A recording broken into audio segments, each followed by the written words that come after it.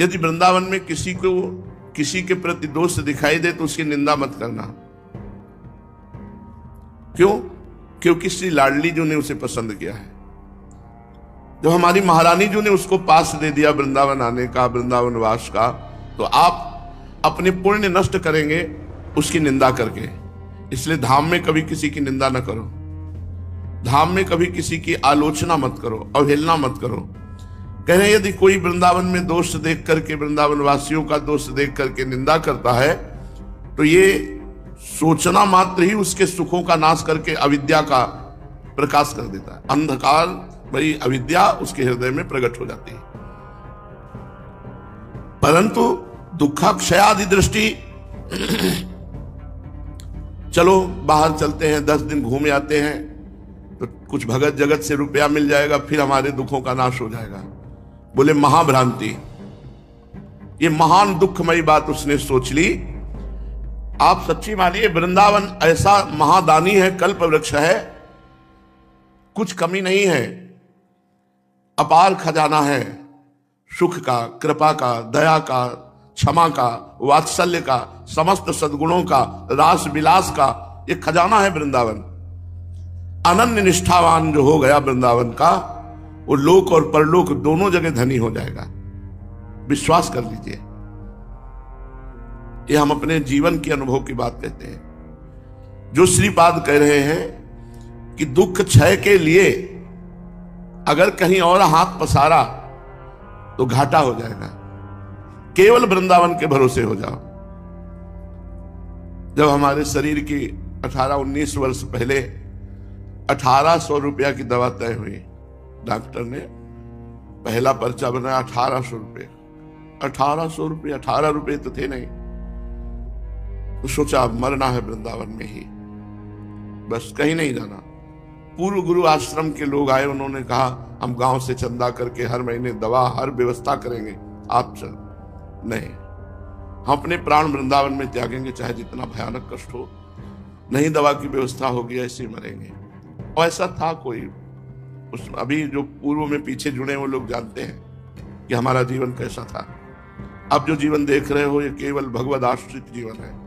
जैसे महलों में राखो चाहे झोपड़ी में वास दो। अब हमारा बस नहीं रह गया कि हम वैराग्य या जितना प्रभु देश से चला रहे चला।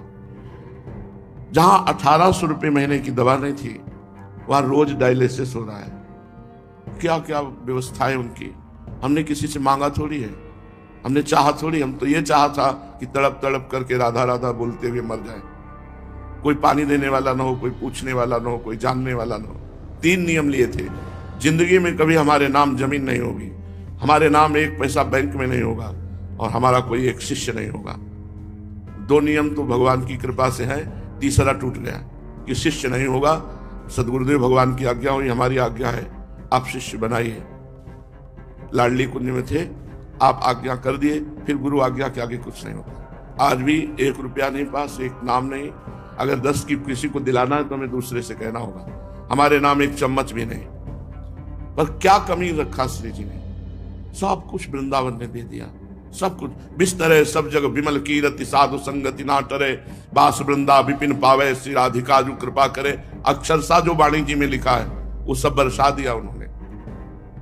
अपना क्या प्रयास, किसी योग्य नहीं, किसी कार्य लायक नहीं, न शरीर से न मन से, केवल कृपा, केवल कृपा। इसीलिए श्रीपाद कह रहे दुख क्षयादि दृष्टि, यदि तुम्हारी ऐसी दृष्टि हो गई कि चलो दुख का नाश करने के लिए बाहर हमको अमुक अमुक रुपए मिल जाएंगे, अमुक सामग्री मिल जाएगी, ये सब यद्यपि मिले कोटि चिंतामणि तऊ न हाथ पसार, रे मन वृंदा विपिन निहार। कोटि कोटि चिंतामणि अगर मिल रही हो तो भी नहीं जाना चाहे, और विविध रतन अनेक। वृंदावन का आश्रय लेने वाला यदि बाहर का भाव बना लिया कि पैसे बाहर से लाएंगे और वृंदावन में आनंद से रहेंगे, तो कह रहे हैं दुख क्षयादि दृष्टिम भ्रांति रपीयम महाभ्रांति। ये तो भ्रांति नहीं, महाभ्रांति है, क्योंकि आश्रय उसका दूसरों को होगा, वृंदावन का नहीं होगा। और अपना आश्रय रखना है वृंदावन। महाकल्पतरु क्या चाहिए जब प्रिया प्रीतम दे देता है वृंदावन, तो ये खान पान कपड़ा लत्ता है, कैसे तुम्हें बताए। सर्दी प्रारंभ नहीं होती वस्त्र आ जाते हैं, कोई सामग्री घटने नहीं पाती, भोजन की व्यवस्था होती है। बिजली कटने नहीं पाती, बिजली के बिल की व्यवस्था होती है। और किसी से किसी भी तरह की मांग याचना नहीं कि भाई आप साधकों के लिए वस्त्र दे दे, या साधकों के खर्चे की व्यवस्था कर दे, या बिजली की व्यवस्था। सब वृंदावन कर रहा है। भरोसा वृंदावन कर लो। वृंदावन प्रिया प्रीतम को सुख पहुंचाता है, हम जीवों की बात क्या। इसीलिए श्रीपाद कह रहे महाभ्रांति रपियम। वो महाभ्रांति है जो कोई वृंदावन के अलावा और किसी से चाहे। अरे हम वृंदावन से चाह करते हैं तो प्रिया प्रीतम दे देता है वृंदावन। और क्या, जब अखिल लोक चूड़ामणि भगवान को दे दिया तो और क्या देने की कमी रह जाएगी वृंदावन। निश्चित विश्वास मानो। बिल्कुल ये हम अपने अनुभव की बात कहते हैं। केवल वृंदावन, केवल वृंदावन। वृंदावन महान उदार दानी कल्प वृक्ष, जो चाहोगे वो प्राप्त हो जाएगा। अरे कोटि कोटि कल्प वृक्ष समानता नहीं कर सकते। वृंदावन की लता सम कोटि कल्प तरुणाई, रज की तुल वैकुंठ नहीं और लोक की माई। वृंदावन वृंदावन वृंदावन वृंदावन। मान लो हमारी बात, कितना भी कैसा मलिन हो, वृंदावन परम उद्धार परम स्वच्छ करके प्रिया प्रीतम के पास पहुंचा देता है।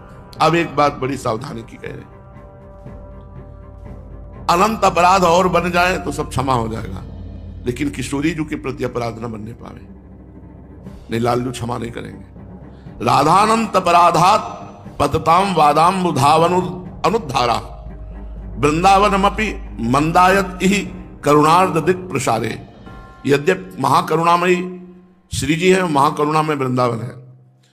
जो राधा किशोरी का उपहास करते हैं, जो राधा किशोरी की अवहेलना करते हैं, जो राधा किशोरी के प्रति और श्री कृष्ण के प्रति भेद बुद्धि करके, तो फिर उनका पतन निश्चित है। फिर न वृंदावन उद्धार कर पाएगा और न कोई भगवत तत्व भी, क्योंकि सब तत्वों के तत्व श्री कृष्ण और श्री कृष्ण का तत्व राधा। अगर राधा किशोरी का अपराध बन गया तो श्री कृष्ण भी क्षमा नहीं कर सकते। राधा राधा कहोगे तुम्हारे अनंत जन्मों के अपराधों को नष्ट कर देंगे। और कोई अपराध बन गए तो महारानी जी इतनी कृपालु हैं, अवगुण करे समुद्र सम गणत ना पुनो जान, ये मेरा जन है, ये जानकर क्षमा कर। लेकिन राधा किशोरी के प्रति अपराध, बस ये बहुत सावधानी की जरूरत है। श्री कृष्ण के हृदय का मूर्तिमान प्रेम किशोरी जी महाराज है। आह्लाद श्री कृष्ण का जब रूप धारण किया तो राधा नाम हुआ। राधा जिसकी आराधना श्री कृष्ण करते हैं। राधा आराधन तत्परा, गोपाल शास्त्र नाम। राधा आराधन तत्परा, तत्परता पूर्वक श्री किशोरी जी की आराधना करते, वो राधा तत्व है। इसलिए कभी किशोरी जी के प्रति कोई, अगर कोई ऐसी मन में धारणा या स्फुरना हो तो उसको हटा दो राधा नाम के प्रभाव से। नहीं तो कह रहे हैं कि और अनंत अपराध क्षमा हो जाएंगे, लेकिन किशोरी जी के प्रति यदि कोई अपराध किया तो फिर वो न वृंदावन करुणा करेगा न श्री कृष्ण करुणा करेंगे। श्री कृष्ण के हृदय की एकांतिक स्थिति का नाम राधा है, इसलिए प्रेममयी है, रोम रोम प्रेममयी है। कभी श्री जी के प्रति कोई ऐसी बात हो तो श्री जी के ही चरणों में तुरंत प्रार्थना करो। देख लो लाडली जी, ये मन बड़ा दुष्ट है, ऐसा कह रहा है, हे स्वामी जी मेरी रक्षा करो, वो बड़ी करुणा में ये बचा लेंगे। श्री जी के प्रति अपराध ना होने पावे, ये बहुत खास बात श्रीपाद प्रबोधानंद जी कह रहे हैं। जितनी मात्र शक्तियां हैं सब श्री जी के अंश से हैं। श्री जी सबकी अंशी हैं, इसलिए कहीं त्रुटि ना होने पावे, नहीं अन्य शक्तियां आपको घेर लेंगी। कह रहे हैं वो अपराध समुद्रवत आपको डुबो देगा, न वृंदावन रक्षा कर पाएगा न लालजू रक्षा कर पाएंगे। यदि श्री जी के प्रति अपराध बन गया, श्री जी के प्रति तनिक भी दोष दृष्टि बन गई। पूज्यपाद श्री उड़िया बाबा जी महाराज, जो साधक पवित्रता से, चाहे गृहस्थ में हो या व्यक्त हो, नैष्ठिक ब्रह्मचारी हो या सीमित ब्रह्मचारी हो, सीमित ब्रह्मचारी कुछ वर्ष बाद फिर गृहस्थ में जाना है, नैष्ठिक ब्रह्मचारी आजीवन ब्रह्मचर्य रहना है, उसको इन 21 बातों को ध्यानपूर्वक सुनना चाहिए और अपने जीवन में उतारना चाहिए। पहली बात यह समझ लो कि वीर्य, प्राण और मन तीनों का एक तारतम्य है। ये परस्पर इनका घनिष्ठ संबंध है। इनमें से एक भी बिगड़ा तो तीनों बिगड़ जाएंगे। वीर बिगड़ा तो प्राण शक्ति कमजोर हो जाएगी, मन चंचल अशांत मलिन पाप में हो जाएगा। मन बिगड़ा तो आपके प्राण कमजोर हो जाएंगे, वीर स्तंभित करने की शक्ति नष्ट हो जाएगी, वीर रोकने की शक्ति नष्ट हो जाएगी। प्राण स्थूल हुए तो मन चंचल हो गया, वीर नष्ट। तीनों का घनिष्ठ संबंध है, इसलिए एक को दृढ़ कर लो, किसी एक को, तो आपका सब संभलना शुरू हो जाएगा। मन को श्री जी के नाम में लगा दो, या प्राणवायु का संशोधन नाम जप करते हुए करो, या ब्रह्मचर्य पर दृष्टि डाल दो। एक ठीक हो जाएगा तो तीनों ठीक हो जाएंगे। मन शांत हो जाएगा, प्राण सूक्ष्म हो जाएंगे यदि ब्रह्मचर्य ठीक है तो। पहले ब्रह्मचारी को कब्ज से बचना चाहिए। बहुत सहज सरल उपाय है कब्ज नष्ट होने का, इसका हमने वर्षों प्रयोग किया है। वो छोटी हल पीस लीजिए, मिक्सी में पीस लीजिए या सलबट्टा से पीस लीजिए, सहज पीस जाती है। उसको एक डिब्बे में रख लीजिए और इसबगोल की भूसी, एक कटोरी में 2 चम्मच इसबगोल की भूसी डालिए और 1 चम्मच या 1.5 चम्मच छोटी हल डालिए। दोनों को मिला दीजिए और पाउडर ऐसे थोड़ा मुंह में डालिए और दूध से ऐसे ऐसे करके फिर लीजिए, फिर डाल लीजिए। 2 बार में, 3 बार में, 1 बार में, जितने में आप आ जाए। और 250 ग्राम दूध, ज्यादा दूध नहीं, 250-300 ग्राम दूध ले लीजिए और इसको 1 हफ्ता लेते रहिए। अपने आप आंतों को सही करके कब्जियत नहीं होने पाएगी। मल अवरुद्ध होना ही ब्रह्मचर्य के स्तंभित करने में बहुत परेशानी हो जाएगी, क्योंकि वो गर्म और बहुत विकार युक्त होता है। जो कब्ज है कई रोग पैदा कर देती है। इसलिए ब्रह्मचारी को चाहिए कि प्रातः काल उठकर कम से कम 500 ग्राम पानी हल्का सा गर्म करके वज्रासन में बैठ करके धीरे धीरे 5-10 मिनट में पीना चाहिए। फिर 200-400 कदम टहल करके फिर शौच जाना चाहिए। आप देखना, आप कब्जियत की शिकायत खत्म हो जाएगी अगर आप ऐसे करेंगे। और भोजन दाहिने स्वर में पाने से कब्ज नहीं होती कभी। यह अभ्यास जीवन का रखा है। आज भी जैसे बायां चलता होता है तो लेट करके बाईं तरफ और यहां तकिया या कुछ लगा के जो ऐसे करो तो दाहिना चालू हो जाता है। हमारी तो किडनी खराब, इसलिए समय लगता है 5 मिनट या 10 मिनट, नहीं तो 1 मिनट में बदल जाएगा स्वर। दूसरा, मैदा और पकवान और चाय, ये कब्ज बनाने वाली चीजें ब्रह्मचारी को नहीं लेनी चाहिए। जब तक 50 की आयु ना हो जाए तो चाय पीना ही नहीं चाहिए, चाय की जरूरत ही नहीं है। 50 के बाद ठीक है, 50 वर्ष की आयु हो गई, अब उसके बाद थोड़ा शरीर गर्म करने के लिए लेने लगी, कोई बात नहीं। लेकिन जवान साधक को चाय आदि की जरूरत नहीं है बेमतलब में। कुछ साधक काफी, और ये सब चीजें उनकी हैं जो बहुत ऑफिस में काम कर रहे हैं, जग रहे हैं, थोड़ी चाय ले ली, फिर गर्म हो गए, फिर सेवा में लग गए। साधक को नहीं लेना चाहिए। ब्रह्मचारी को चाय, कॉफी, ये चीजें, कोई भी व्यसन नहीं लेना चाहिए। तीसरा, अत्यंत आवश्यक हो तो किसी को छुओ, नहीं छुओ मत। रोगी को छूने के लिए कोई परहेज नहीं है। मान लो कोई रोगी है, आप सेवा में लगे हो, तो उस समय कोई परहेज नहीं, पूरे बिल्कुल प्यार से उसकी सेवा करो, कहीं कोई तुम्हारा नुकसान नहीं होगा, क्योंकि भगवत भाव से सेवा कर रहे हो। और बड़े बूढ़े व्यक्तियों की सेवा, उनकी सेवा में परहेज मत करो। गुरुदेव की सेवा, अन्यथा किसी को छुओ मत, दूरी बना के। तुम्हें कोई छू ले, बड़े कोई परेशानी नहीं होगी, लेकिन आपने किसी को छुआ तो परेशानी हो जाएगी। इसीलिए बच के भगवत मार्ग में चलना है, बच के। अब वो कैसी पवित्रता से है, कैसे विचार वाला है, कैसे आचरण करता है, उसके सारे परमाणु शरीर में है। आप टच करेंगे वो परमाणु आप में आ जाएंगे, बच के। चौथा, किसी से अश्लील बातें मत करो। ब्रह्मचर्य रहना है तो गंदी बातें, भोग संबंधी बातें, अश्लील बातें ना करें। पांचवा, बाल काढ़ना, काला लगाने लेना बालों में, मांग का, ये सब बिल्कुल नहीं। कपड़े, इसी 5वें में बाल, कपड़े, श्रृंगार, शौक, शौकीनी, ये सब ना करें, क्योंकि ऐसा करने से शरीर, मन, बुद्धि, ये तीनों रजोगुण से युक्त हो जाते हैं और साधक का पतन होने लगता है। जब हम भगवत मार्ग में चले तो शरीर राग ही त्यागने के लिए चले, तो श्रृंगार काहे को, किस बात, किसको अंगूठी दिखाना है? ग्रह नक्षत्र जीतने अंगूठी से, तो साधक किस बात के हो कि अमुक रंग का नग पहनो तो अमुक ग्रह तुम्हारे अनुकूल हो जाएगा। तो ग्रहों को अनुकूल चलने, ये आप भगवत प्राप्ति के लिए चले हो, बहुत सावधानी। ये सब श्रृंगार साधक को नहीं करने चाहिए। एक साधक को देखा और स्वर्ण के ऐसे आभूषण का, किस लिए भाई? बोले निषेध है क्या? हमका बिल्कुल निषेध है। रज के पात्र में पाने का आदेश है, धातु के किसी भी तरह के व्यवहार को मना किया गया है। तो फिर तो महंगी वस्तुएं, इनको धारण करने की जरूरत ही नहीं है। शरीर राग त्यागना ही तो वैराग्य है। क्या कपड़े बदल लेना केवल वैराग्य है? शरीर राग त्यागना, गर्मी सर्दी सहना, गाली अपमान सहना, दुख सहना, यही हमारा परम धर्म है। दुख सहना, तिरस्कार, अपमान, निंदा, ये जब हम सहते हैं तब हमारा परमार्थ पुष्ट होता है। तो बाल सजाना, कपड़े सजाना, शौकीनी करना, ये सब वृंदावन की रज लगाओ, महापुरुषों की चरण रज लगाओ, तिलक लगाओ, कंठी बांधो, फिर जाओ। भगवत मार्ग उदासीन होता है। उदासीन अति रही गोसाई। देखो कितने उदासीन है परमहंस सुखदेव जी कि वस्त्र भी धारण नहीं किए। 16 वर्ष की अवस्था, आत्मलाभ से परिपूर्ण, निरंतर भगवत चिंतन परायण।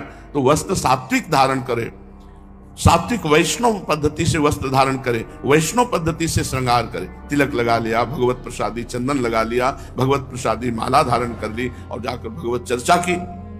छठवां, वही वस्तु पाओ जिसमें तुम्हें ज्यादा स्वाद न मिले और तुम्हारा स्वास्थ्य ठीक रहे, तुम्हारा शरीर बलयुक्त हो, सात्विक भोजन हो और स्वाद रहित भोजन हो। पूज्य पंडित मास्टर बाबा, पूज्य पंडित गया प्रसाद जी के शिष्य जो पंडित मास्टर बाबा थे, उनके यहां साधकों की हलवा में चीनी नहीं होती थी और सब्जी कढ़ी में नमक नहीं होती थी। हम भी वहां जब दंडोती परिक्रमा लगा रहे थे तो अब बोलो क्या भोजन, खीर है उसमें चीनी नहीं है, हलवा है उसमें चीनी नहीं है और नमकीन पदार्थों में नमक नहीं, न नमक न चीनी, ऐसा भोजन। तो 2-4 साधक थे पूरे आश्रम में, 2-4 साधक थे। कौन टिकेगा भैया, नमक भी नहीं मिलता है तो कौन टिकेगा। और वही टिकेगा जिसे सच्चे मार्ग का पथिक बनना है। तो ऐसी चीज मत खाओ पियो जो तुम्हें बहुत पसंद है। सात्विक भोजन करो जो स्वाद रहित हो। 7वां, इत्र, फुलेल, सुगंधित द्रव्यों का लेपन बिल्कुल निषेध है ब्रह्मचारी के लिए। सुगंधित द्रव्य लगाना, इत्र फुलेल लगाना, ये बिल्कुल निषेध है, नहीं लगाना चाहिए। 8वां, प्रतिदिन नियमानुसार व्यायाम करें। व्यायाम बहुत बार साधकों से कहते करो। देखो एक मोटरसाइकिल भी सुबह जब स्टार्ट की जाती है, बहुत जोर से स्टार्ट की जाती है, खड़े खड़े उसको बहुत, वो एकदम गर्म हो गई चल दी, तो ऐसे बहुत जोर से आधा घंटा स्टार्ट हो, दंड बैठक मारी, पसीना पसीना हो गए, सर के बल खड़े हुए, और भी आसन, प्राणायाम, व्यायाम, अगर ये करोगे व्यायाम तो ब्रह्मचर्य बहुत पुष्ट है। जवान से को जवान 100-500 दंड मारी, 100-500 बैठक मारी, तब समझ में आता है हाँ ब्रह्मचारी, समझ में आवे कि ब्रह्मचारी। व्यायाम करो, प्राणायाम करो, करो, मानो हमारी बात। हर साधक को, चाहे गृहस्थ साधक को, चाहे विरक्त, व्यायाम तो करना ही चाहिए। बहुत बड़ी औषधि व्यायाम है। प्रतिदिन नियमानुसार व्यायाम करो और भोजन उतना पाओ जितना आराम से पच जाए। 9वां, अच्छी तरह चबा चबा करके भोजन करो। कोई कोई तो ऐसे भोजन करते हैं कवल गया वो अंदर गया। भगवान अंदर कोई मशीन कटिया काटने की थोड़ी लगी है। आते हैं 32 दांत भगवान ने इसलिए दिए कि 32 बार एक कवल को चबाओ, एकदम महीन लुगदी करके। 2 रोटी भी अगर ऐसे पाओगे तो बहुत बड़ा असर करेंगे, वो आपका पौष्टिकता बढ़ाएंगे। अरे जल्दी जल्दी जल्दी जल्दी, शास्त्र कहता है थोड़ा आहार करो लेकिन खूब चबा चबा करके आहार करो। और दांत सफाई रखनी चाहिए। पाचन शक्ति पर बहुत प्रभाव पड़ता है जब आप चबा के नहीं पाते हैं, कुछ दिन बाद आपका लीवर गड़बड़ हो जाएगा। आप चबा चबा के पाइए, थोड़ा पाइए, अधिक समय लगाइए, 40 मिनट में पाइए, 1 घंटे में पाइए, लेकिन चबा चबा करके पाइए। अगर हमारा भोजन चबा के जाएगा तो बहुत जल्दी पच जाएगा और वो स्वास्थ्यवर्धक होगा। थोड़ा अन्न भी बहुत शक्ति प्रदान करेगा। 10वां, 3 बार स्नान करना चाहिए ब्रह्मचारी साधक को। 3 बार ना हो सके तो 2 बार तो करना ही चाहिए। मुझे लगता है 2 बार तो प्राय सब लोग करते हैं, क्योंकि प्रातः स्नान और सायं के जब वाणी पाठ में आते हैं तो सब स्नान तिलक करके आते हैं। 11वां, अपने विचारों को रात्रि के सोते समय जांच कीजिए कि कितने मिनट गंदे विचार आए, किसके संग से आए, क्यों आए, कैसे हटाना चाहिए। 12वां, जहां रह रहे हो ऐसे स्थान पे होना चाहिए जिससे आपको शुद्ध वायु मिलती रहे। एकदम लॉक आसपास से बंद ऐसा नहीं, ऐसा होना चाहिए जिससे वायु क्रॉस होती हो। और वायु क्या है उसको कहते हैं अंग्रेजी में, हाँ जो है, हाँ वही लेसन वो हवा क्रॉस होती है, वेंटिलेशन। हाँ, हवा क्रॉस होती हो ऐसा रखना चाहिए अपने कमरे का कि एक दरवाजा खोल दिया, खिड़की खोल दिया, थोड़ा वायु शुद्ध आती रहे। 13वां, प्याज, लहसुन ये चीजें भोजन में नहीं होनी चाहिए। अब इसके आगे वाली तो क्या वर्णन करें, मांस मछली, ये तो कभी नहीं खाना चाहिए, खाना ही नहीं चाहिए किसी को भी। प्याज लहसुन घोर तमोगुण पैदा करता है, इसे नहीं खाना चाहिए, इस संतों ने वर्जित किया है। इसमें कोई पाप नहीं है खाने में, पर यह तमोगुण है और भजन में बहुत विरोधी है, इसलिए इसे नहीं पाया जाता। जैसे कुछ संत सलगम नहीं पाते, गाजर नहीं पाते, बैंगन नहीं पाते, क्योंकि इनमें तमोगुण उत्पन्न होकर के भजन विरोधी वृत्ति आने की संभावना है। प्याज लहसुन तो खुला सब संतों ने निषेध किया है, जो हमारे भागवतिक मार्ग में चलने वाले हैं।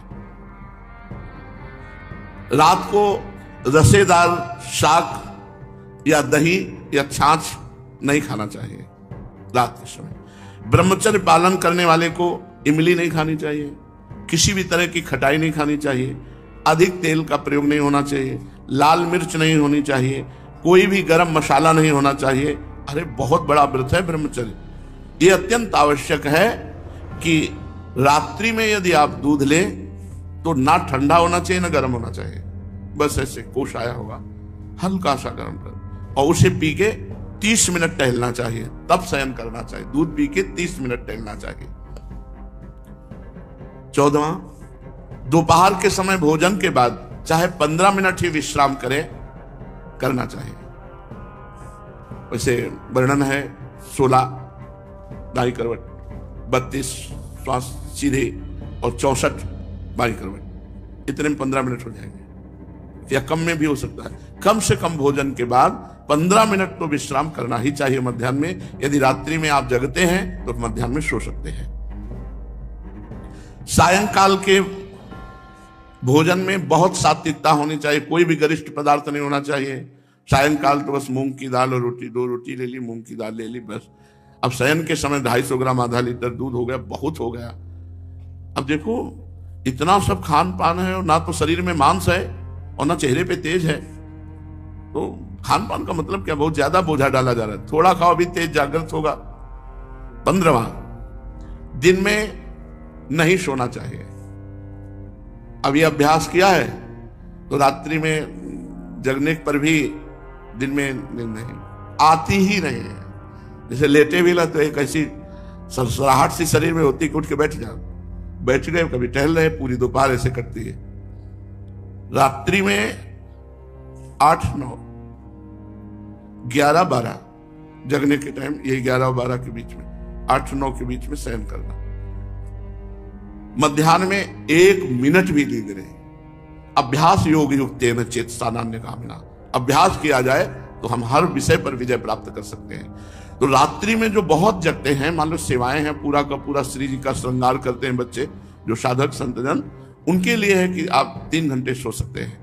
रात्रि में बिल्कुल शयन नहीं हुआ तो दिन में आप आराम कर सकते हैं, सो सकते हैं। और जिनको रात्रि में 4 घंटे सोने को मिला, 5 घंटे, वो 15 मिनट विश्राम करके बस बैठ जाओ, इतना भोजन पाओ, 15 मिनट विश्राम किया, 16 श्वासें दाहिनी करवट, 32 श्वासें शवासन में सीधे और 64 श्वासें बाएं करवट में, इतने में आपका शास्त्रीय सिद्धांत से विश्राम मध्याह्न का हो जाएगा। दिन में कभी सोना नहीं चाहिए। यदि रात में आप जगे हैं तो फिर दिन में सो सकते हैं।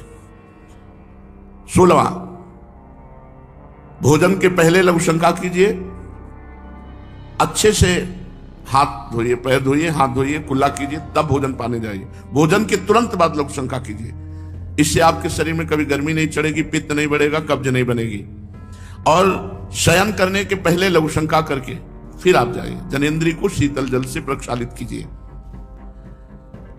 17वां,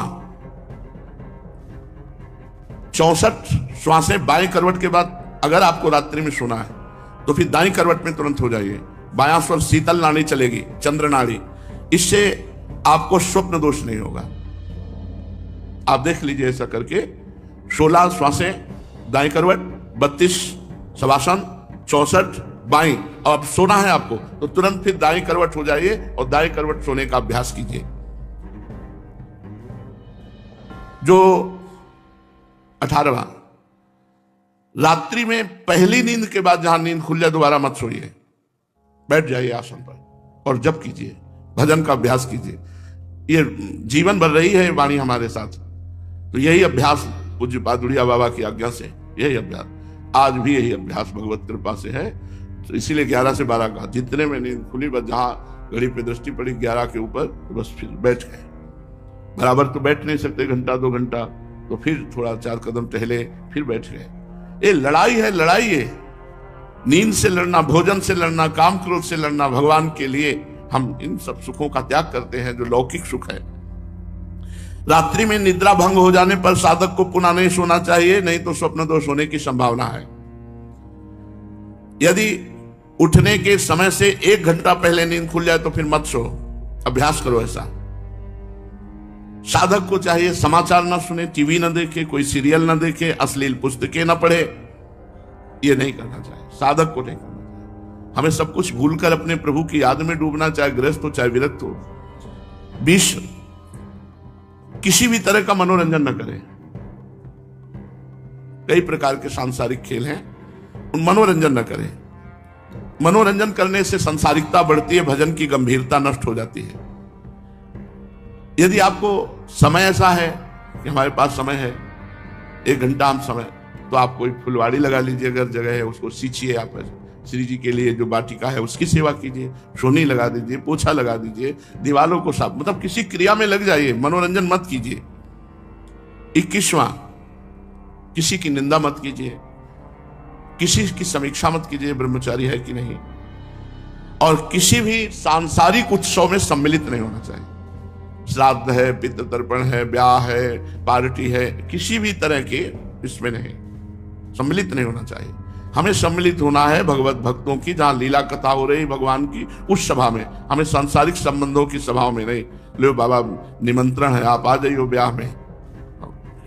किसी के भी ब्याह में सम्मिलित होना, पार्टी में सम्मिलित होना, मुंडन के उत्सव में सम्मिलित होना, पितृ तर्पण आदि के, श्राद्ध आदि के, किसी में भी नहीं। किसी भी ऐसे उत्सवों में सम्मिलित नहीं होना जिनका संबंध सांसारिक क्रियाओं से है। ब्रह्मचारी उपासक को चाहिए कि बस केवल भगवत भक्तों की जहां मंडली है, भगवत चर्चा है, रसिक मंडली में या तन को नीके ढंग लगाओ, क्योंकि वहां आपकी वासनाएं नष्ट होंगी और भगवत आराधना होगी। पार्टियों में जाओगे, लोग ऐसे वैसे, रजोगुणी कपड़े, रजोगुणी भोजन, तुम्हारा बुद्धि चलायमान हो जाएगी। क्या हुआ? रसेंद्री का ही तो स्वाद है। अरे मारो घाटी नीचे माटी, बस ऐसे 2 अंगुल जीभ का स्वाद है, यहां से गया खत्म, नरक। तुरंत उल्टी करो तो गंदा, और 6 घंटे रुक जाए तो गंदा ही गंदा। काहे को अपनी इंद्रियों को? महाराज जी, मन कैसे रुके? प्रश्न, मन कैसे रुके साधना में? गुरुजनों के शरणागति होकर उनके द्वारा दिए हुए नियम का कट्टरता पूर्वक पालन, तब मन रुक जाएगा। जो नियम दिया उसका बिल्कुल कट्टरता से पालन, उतने राइट टाइम, राइट संख्या, बस सब बात बन जाएगी। कट्टरता पूर्वक नियम का पालन किया जाए। यदि हम नियम पर दृढ़ रहे तो मन हमारा क्या बिगाड़ सकता है? नियम तो भगवान देख रहे हैं ना। हम लोग नियम पर दृढ़ नहीं रहते, इसी से हमारी दुर्दशा होती चली जा रही। ना कोई संध्या वंदन कर रहा है, ना कोई गायत्री जप कर रहा है, पूज्य बाबा कह रहे हैं, ना कोई सूर्य भगवान को अर्घ दे रहा है, ना सूर्य नमस्कार कर रहा है। भजन करने के लिए सबसे बड़ी आवश्यकता नियम का पालन। अब कम से कम 4 बजे तो उठ जाए। तो आजकल के नियम बने हैं सोने के, 12-1 में सोना और सुबह 7-8 बजे तक, कोई तो कहता है 11-11 बजे तक सोते हैं। भगवान भुवन भास्कर उदय हुए और आप सो रहे हैं, तो आपकी आयु, कीर्ति, श्री, यह सब नष्ट हो जाएगा। नियम से चलो तो मन तुम्हारा रुक जाएगा। नियम में ही मन को रोका जाता है, और नियम में बड़ी सामर्थ्य है। हम शाम के स्नान के बाद ध्यान में बैठते थे, तो आज बैठ तो नहीं पाते। जो ही स्नान किया सो नशा चढ़ने लगता है, आंखें घूमने लगती है, ध्यानस्थ बुद्धि होने लगती है। अगर हम किसी से बात न करें तो थोड़ी देर में ही शांत, चाहे सोफा में बैठे चाहे बैठे, वो अभ्यास, वो अपने आप ध्यानस्थ कर देता है। अभ्यास में बड़ी सामर्थ्य है, नियम में बड़ी सामर्थ्य है। महाराज जी, ये हमें गुस्सा बहुत आता है, क्रोध कैसे दूर करें? कोशिश करो। खुर्जा में एक भक्त केदारनाथ थे। एक दिन उनको बहुत क्रोध आया अपने नौकर पर, और उनको नियम दिया गया था कि क्रोध नहीं करना है। वो बहुत पछताए, और जिस पर क्रोध किया था रात्रि में गए उसके चरणों में प्रणाम करके कहा कि मुझे क्षमा करो। मुझे नियम दिया गया था कि मैं क्रोध न करूं, पर मैंने क्रोध कर लिया, इसलिए मुझे क्षमा करो। और एक दिन का भोजन छोड़ दिया। एक बार क्रोध किया तो न बाल भोग, न राजभोग, न शयन भोग, सीधे उपवास। और जिससे क्रोध किया उससे क्षमा मांगा। ऐसे क्रोध पर काबू किया। जिससे क्रोध किया उससे क्षमा मांगो और एक दिन का उपवास ले लो। अपने आप मन डरने लगेगा कि गुस्सा करेंगे तो, अगर दिन में 2 बार गुस्सा तो 2 दिन का उपवास। सोचो, मन डरने लगेगा। एक दिन एक साधु उनके यहां आए, उनसे भिक्षा को कहा। भक्त केदारनाथ जी ने आसन बिछाकर उन्हें भिक्षा कराई। जब वो भिक्षा कर रहे थे तो जब खीर परोसी तो 1 चम्मच में ही उन्होंने कह दिया बस। पर उन्होंने प्रेम से 2-3 चम्मच और डाल दीजिए, तो उन्होंने खींच करके एक तमाचा मारा केदारनाथ जी के। फिर भी वो हाथ जोड़े खड़े रहे, पा लीजिए महाराज, पा लीजिए। फिर उनके गांव बाहर मंदिर में वो रुके हुए थे, महात्मा चले गए। दूसरे दिन फिर गए, साष्टांग दंडवत किया और जाकर कहा कि महाराज जी आज हमारे यहाँ फिर भिक्षा पाइए। तो उनका तुम्हें क्रोध नहीं आया हमारा? तो बोले पूज्य पादुड़िया बाबा जी ने हमको नियम दिया है कि क्रोध नहीं करना है, तो उनकी कृपा से क्रोध नहीं आया है, आप पुनः आइए। तो उनका धन्य है, तुम क्रोध विजयी हो रहे हो, ये भगवान की विशेष कृपा। वो कुछ नहीं बोले, पा लीजिए महाराज। और दूसरे दिन फिर उन्हीं को निमंत्रण दिया जाकर। तो क्रोध पर विजय पाने के लिए पहली बात है, जिससे क्रोध आ रहा हो उसी समय दांती पीस लो, ऐसे। और मौन, बोलना ही नहीं है, चाहे जितना वो बोले नहीं बोलना। दांती पीसने में अगर हिम्मत ना पड़े तो मुंह में पानी भर लो, नहीं बोलना हमको, या वहां से हट जाओ। और अगर गुस्सा दिखा दिया तो एक दिन उपवास रखो, तो क्रोध पर विजय प्राप्त कर लोगे। महाराज यदि अपने ऊपर अत्याचार करे तो क्रोध कैसे नहीं आएगा? अपने ऊपर कोई अत्याचार करे तो क्रोध कैसे नहीं आएगा? तोड़िया बाबा जी ने कहा कि तुम्हारे ऊपर अत्याचार तभी होगा जब तुम्हारे पाप होंगे। तो विचार करो, तुम्हारे पाप को नष्ट करने के लिए भगवान ने विधान बनाया है। वो तुम्हें गाली दे रहा है, वो तुम्हारा अपमान कर रहा है, तुमसे झगड़ा करना चाहता है, तुम मौन रहो, उसकी गाली सह लोगे तो तुम्हारा पाप नष्ट हो जाएगा। वो तुम्हारा पाप उससे बुलवा रहा है। अंतर्यामी भगवान की प्रेरणा के बिना तो कोई कुछ कह नहीं सकता। तो मेरे भगवान ने मेरे पाप नाश के लिए ये विधान बनाया है। इसलिए यदि कोई हमारा अपमान करे, निंदा करे, हमें दुख देना चाहे, तो हम अंतर्यामी भगवान की प्रेरणा समझकर मौन होकर चुपचाप सह ले। सहनशीलता ही साधना की उन्नति है। हृदय में प्रसन्न होना चाहिए कि जो हमको भोग शारीरिक दंड मिलना था, भगवान ने गाली दिलाकर निपटा दिया, निंदा कराकर निपटा दिया। समझो, जहां पत्थर बरसने थे वहां फूल बरसा के निपटा दिया। 2 महात्मा थे, वे कहीं जा रहे थे तो रास्ते में एक आम का बगीचा पड़ा। तो एक महात्मा ने पके पके आम तोड़ लिए। नहीं तोड़ना चाहिए, नहीं तोड़ना चाहिए, बिना माली से पूछे नहीं। जो उसका मालिक है उससे अनुमति लेनी चाहिए, ये शास्त्रीय पद्धति है। अब वो आम तोड़ करके जो आगे बड़े, मालिक आ गया, उसने दूर से देखा वो कोई श्रद्धालु था नहीं। उसने जम के पिटाई की महात्मा की। एक ने तोड़ा था, एक साथ थे, पीटे दोनों महात्मा को। महात्मा शांति पूर्वक सहे। दूसरे ने पूछा कि आम तो तुम तोड़े और पिटे हम भी, ये क्या हो सकता है? क्योंकि हमारा क्या अपराध था? तो उनका प्रारब्ध दोनों का था। अब भूख लगी थी और आम पके थे, कोई था नहीं, तो मुझे लगा कि तोड़ लेना चाहिए, इसलिए तोड़ लिया। लेकिन वो महात्मा थे, जब उनकी पिटाई हुई तो उन्होंने, हमारा प्रारब्ध भोग है, तभी मेरी बुद्धि भ्रष्ट हुई और मैंने आम तोड़ा और मेरे शरीर को दंड मिला। विवेक के द्वारा बचो, क्रोध मत करो। गलती भी हो जाए और तुम्हें कोई दंड दे रहा है तो उस गलती का प्रायश्चित क्रोध करना नहीं चाहिए। क्रोध का नाटक कहीं कहीं करना पड़ता है, जैसे शिष्य पर, पुत्र पर या सेवक पर। आप किसी डिपार्टमेंट के बड़े अधिकारी हैं, अनुचर प्रमादी है, उसको ठीक करने के लिए आपको क्रोध का नाटक करना ही पड़ेगा। पर नाटक होना चाहिए, सच्चाई में तुम्हारे हृदय में क्रोध नहीं होना चाहिए। तो ऐसे हम धीरे धीरे एक एक विकारों पर विजय प्राप्त करें। आगे और सुंदर प्रश्न है, चलते हैं श्रीमद् भागवत महापुराण। भगवान श्री कृष्ण चंद्र जो महाराज मथुरा में विराजमान हैं, उद्धव जी पहुंच चुके हैं। भगवान ने अपने और गोपीजनों के प्रेम का रहस्य उद्धव को ब्रज भेज करके समझा दिया है। उद्धव महाप्रेमी हो गए हैं। अब भगवान श्री कृष्ण चंद्र जो किसी से वादा किए थे कि मैं आऊंगा तुम्हारे घर, समझ गए होंगे, चंदन लगाने वाली कुब्जा से। कुब्जा ने पीताम्बर पकड़ लिया था, कहा था श्याम सुंदर चलो ना हमारे घर। तो भगवान ने कहा था पहले इस पापी कंस को मारकर, और फिर दूसरा वादा किया था अक्रूर जी से। जब अक्रूर जी मथुरा पहुंचे तो भगवान से कहा घर पधारो, उनका नहीं, पहले अपना कार्य करेंगे, कंस को मारेंगे, फिर तुम्हारे घर आएंगे। तो आज के चरित्र में भगवान दोनों के घर पधार रहे हैं। भगवान श्री कृष्ण प्रतिपल कुब्जा इंतजार कर रहे थे कि आ जाएंगे आ जाएंगे आ जाएंगे। अचानक दरवाजे पे देखा भगवान श्री कृष्ण। कुब्जा का घर बहुमूल्य सामग्रियों से सजा हुआ था। श्रृंगार रस का उद्दीपन करने वाली बहुत सी साधन सामग्री थी। मोती की झालरें जगह जगह, चंदुए, सैया बिछी हुई थी। बहुत सुंदर फूलों से श्रृंगारित किया गया था। रोज वो ये करती थी, पता नहीं किस दिन भगवान आ जाए। दीपक की शिखाएं जगमगा रही थी और फूलों के हार, चंदन, ऐसा। भगवान को देखते ही हड़बड़ा गई कुब्जा और आसन से उठ खड़ी हुई और विधि पूर्वक भगवान का स्वागत सत्कार किया और भगवान को श्रेष्ठ आसन पर बैठाकर पूजन किया।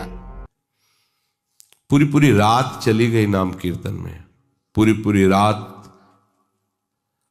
चर्चा में चली गई। दो दो तीन तीन जन केवल बैठ गए और प्रभु की पूरी रात चली गई। सामने योग वाशिष्ठ रखा हुआ है, उसी पे चर्चा हो रहा है। कैसा नशा! तो आप क्या समझो, उसमें नींद आएगी क्या?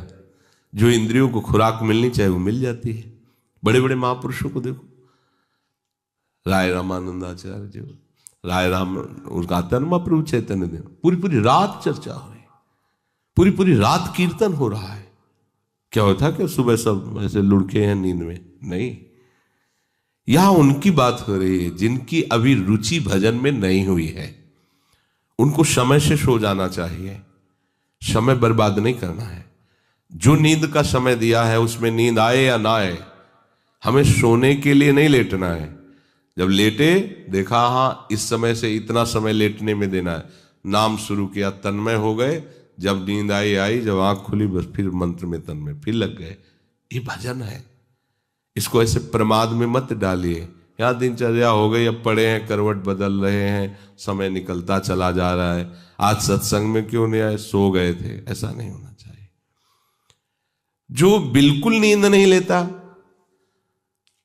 उसका अभ्यास ठीक नहीं होगा, वो निरंतर भजन में बाधा पहुंचा देगा। जो ऊंचाई पर चढ़े हुए महापुरुष हैं वो सत्संग और नाम कीर्तन और भगवत चिंतन से ऐसी सामर्थ्य प्राप्त कर लेते हैं कि वो कई दिन भी ना सोए तो उनको विक्षेप नहीं होगा कि परेशान है, इनको तो नींद ही नहीं आई है। क्योंकि उनके जागने में इंद्रियों को वो सब मिल जाता है जो सांसारिक पुरुष को नींद में इंद्रियों को विश्राम मिलता है, उनको भजन में मिल जाता है। परंतु उस स्थिति तक पहुंचने के लिए समय से सोना आवश्यक है। जब विश्राम और इंद्रियों को खुराक नींद की मिल जाती है तो वो भजन में हमारा ज्यादा सहयोग करते हैं। इसलिए उचित समय निश्चित करो नींद का, और उतना ही आप उसको शयन के लिए दो। नींद आए या ना आए, ठीक समय पर उठ जाओ। उठने की प्रवृत्ति का होता है कि सबसे पहला काम, जहां आपकी घड़ी पे दृष्टि गई कि हमारा समय उठने, तो सबसे पहले बिस्तर से हट जाओ। आप ओढ़े हो उसको तुरंत हटाओ। गर्मी है, आप पंखा एसी जो भी चला, तुरंत पहले उसको बंद करो। सुविधाओं को पहले हटाओ, फिर बैठ जाओ। कुछ देर नाम जप, गुरुजनों का चिंतन, फिर अपनी दिनचर्या प्रारंभ। जो कंबल में ऐसे रजाई में ओढ़े ओढ़े ही सोच रहे अभी तो 2 बजने में 10 मिनट बकाया, 10 मिनट में उठ जाएंगे, तो ऐसा वो विक्षेप हो जाएगा कि वो 2 घंटे आपको समझ में नहीं आएंगे। फिर 4 बजे आप उठो, 4 तो 4, बहुत गलती हो गई। ऐसे नहीं किया जाता। अपने लोगों ने ऐसे अभ्यास नहीं किया। तुरंत फेंको, तुरंत खड़े हो गए। पता है कि बैठेंगे तो नींद आ जाएगी, चलते हुए भगवत स्मरण कर रहे हैं, जल पिया, शौच स्नान अपनी दिनचर्या में। ये चित्त हमारे वश में नहीं, हम चित्त के वश में है। जो चिंतन कराता है हम वही। कल एक उपासक प्रश्न कर रहे थे कि कभी कभी हमारा मन कहता है हम निहाल हो गए, कभी कभी मन हमको कहता कि कुछ नहीं मिला। तो तुम मन को गुरु माने हो क्या? मन को आराध्य देव माने हो क्या? मन को अपना मित्र माने हो क्या? ऐसे सलाहकार की क्या बात कि कभी कभी कहता है तुम जीवन मुक्त हो गए, कभी कभी कहता है तुम विषयी हो। उसकी बात थोड़ी माननी है। वो अपनी स्थिति बता रहा है, मन तुम्हारी स्थिति नहीं बता रहा है। जब कभी भगवदानंद में तो मन कहता निहाल हो गया, और जब विषयानंद में तो लगता मैं फंस गया। तो तुम उसको देखने वाले हो, तुम उसको चलाने वाले हो, तुम ही से वो चल रहा है तुम्हारी शक्ति से, तो तुम रो काहे को रहे हो, व्यथित क्यों? मतलब कोई भी प्रश्न करने के पहले आपने चिल्ला के रो दिया, अब सब प्रश्न का रहस्य नहीं मिल पाएगा आपको, क्योंकि पहले ही देख लिया कि आप नहीं। गंभीर, किसी संत के पास जाने के लिए पहले गंभीरता पूर्वक प्रश्न करो। कोई भावुकता की बात आ रही है, आप रो देते हो तो अच्छी बात है। अब आप प्रश्न कर रहे हो, पहले तो चिल्ला चिल्ला कर रो रहे हो, पूरा वातावरण जो है आपने गंभीरता से रहित कर दिया। और दूसरी बात, आप समझोगा कि क्यों रो रहे हो। अगर प्रियाजू की प्राप्ति के लिए तो सभा में चिल्ला के रोने की जरूरत क्या है? प्रियाजू की प्राप्ति के लिए तो एकांत में रोइए, खूब नाम जप कीजिए। अगर सभा में आए हैं प्रश्न करने के लिए तो गंभीर रहिए और मुस्कुराते हुए प्रश्न कीजिए। ये रोना धोना नहीं, ये एकांत का विषय, अपने आराध्य देव के विषय में कभी भाव आ रहा है तो बात अलग की है। हम चित्त के अधीन हो गए हैं, बस इसको सुधार करना है। चित्त की 5 अवस्थाएं होती हैं, उसी को मन कहते हैं, उसी को बुद्धि कहते हैं, उसी को अहम कहते हैं, समझना। उसकी वृत्तियों के कारण अलग अलग नाम पड़ा है ना। पूरे को एक हृदय कहते हैं, बोले मैं हृदय से कहता हूं, मतलब संपूर्ण अंतःकरण से कहता हूं। अंतःकरण 4 इसलिए हो गए कि उसकी वृत्ति 4 है। एक का काम है निश्चय करना, संकल्प विकल्प करना, चिंतन करना और क्रिया को स्वीकार करना। एक ही हृदय में 4 बातें होती हैं। तो जो निश्चय उसे बुद्धि कह दिया गया, जो संकल्प विकल्प उसे मन कह दिया गया, जो चिंतन उसे चित्त कह दिया गया, क्रिया को स्वीकार करना उसे अहम कह दिया गया। है एक ही हृदय। उसी हृदय को हम जब बात करते हैं तो उसे 4 रूपों में करते हैं। तो मानो अगर मन की बात चल रही तो चित्त आ गया, बुद्धि आ गई, अहम आ गया। चित्त की बात चल रही तो उसमें मन आ गया, बुद्धि, क्योंकि एक ही हृदय की बात हो रही। तो 5 अवस्थाएं मानी गई हैं। बहुत ध्यान से सुने तो इसमें हम अपने चित्त को भगवदाकार कर सकते हैं। चित्त की 5 अवस्थाएं शास्त्रों में ब्रह्म ऋषियों ने मनन करके पाया है। मूढ़ता, मूढ़ अवस्था, क्षिप्त अवस्था, विक्षिप्त अवस्था, एकाग्र अवस्था और निरुद्ध अवस्था। ये 5 अवस्थाएं पाई गई हैं। इनमें 2 से भजन नहीं होता। जिनके चित्त में ये 5 में 2 पहली वाली अवस्थाएं जोर की होती हैं, मूढ़ अवस्था और क्षिप्त अवस्था, उनसे बिल्कुल भजन नहीं होगा। वो पाप प्रवृत्ति में ही चित्त लगाने वाले जन हैं, उनसे भजन बिल्कुल नहीं होगा। जिनके ये विक्षिप्त, एकाग्र और निरुद्ध ये गौड़ हैं, एकदम दबे हुए हैं, और मूढ़ता और क्षिप्तता ये जागृत है, बहुत विशाल, उनसे भजन नहीं होगा, साधन नहीं होगा। वो पापाचरण रत रहेंगे, दान पुण्य भी करेंगे तो अहंकार की धरा में होगा। अब यहां से शुरू होता है साधन। विक्षिप्त से कभी भजन होता है, कभी विषय चिंतन होता है। ये विक्षिप्त चित्त का होता है। कभी प्रभु अच्छे लगते हैं, कभी संसार अच्छा लगता है। अभी ये आगे पद्धति नहीं बढ़ी, ये विक्षिप्त है, पर ये अधिकारी है भजन का। इस अधिकार वाले उपासक को जब साधु संग मिल जाता है और सत्संग मिलता है, तब वो बार बार सत्संग के प्रभाव से विक्षिप्तता को अगली पद्धति में बदल देता है, एकाग्र।